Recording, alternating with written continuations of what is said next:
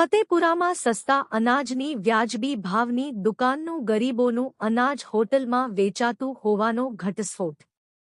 તારાપુર આણંદ જિલ્લાના તારાપુર તાલુકાના ફતેપુરા ગામેથી એક ચોંકાવનારો કિસ્સો સામે આવ્યો છે। સરકાર દ્વારા ગરીબ અને જરૂરિયાતમંદ પરિવારજનો માટે ફાળવવામાં આવતું સસ્તા અનાજનું રાશન કાળજીપૂર્વક વિતરણ કરવાના બદલે ખુલ્લેઆમ હોટલોમાં વેચાઈ રહ્યું હોવાનો ગંભીર આક્ષેપ થયો છે। અશ્વિનભાઈ ભગવાનભાઈ રાઠોડ સસ્તા અનાજની દુકાનનું સરકારી અનાજ ગેરકાયદેસર રીતે હોટલમાં વેચાણ અર્થે મોકલવામાં આવતું હોવાની માહિતી।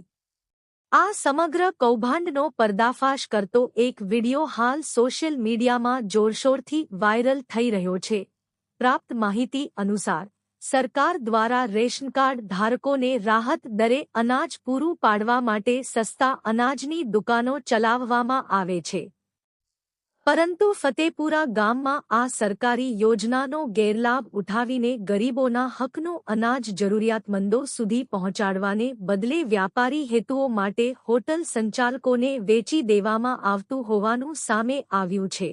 આ ગેરરીતિનો પર્દાફાશ કરતો એક વિડિયો વાયરલ થતાં સ્થાનિક રહીશો અને જાગૃત નાગરિકોમાં રોષ ભભૂકી ઉઠ્યો છે। ગરીબોના અનાજની કાળાબજારી કરનારા જવાબદાર ઇસમો સામે પુરવઠા વિભાગ દ્વારા સત્વરે કડક તપાસ હાથ ધરવામાં આવે અને કાયદેસરની દંડાત્મક કાર્યવાહી કરવામાં આવે એવી લોકમાંગ પ્રબળ બની છે।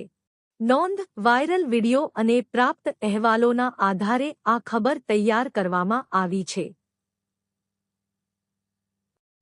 તંત્ર દ્વારા આ મામલે સત્તાવાર તપાસ બાદ વધુ વિગતો બહાર આવશે।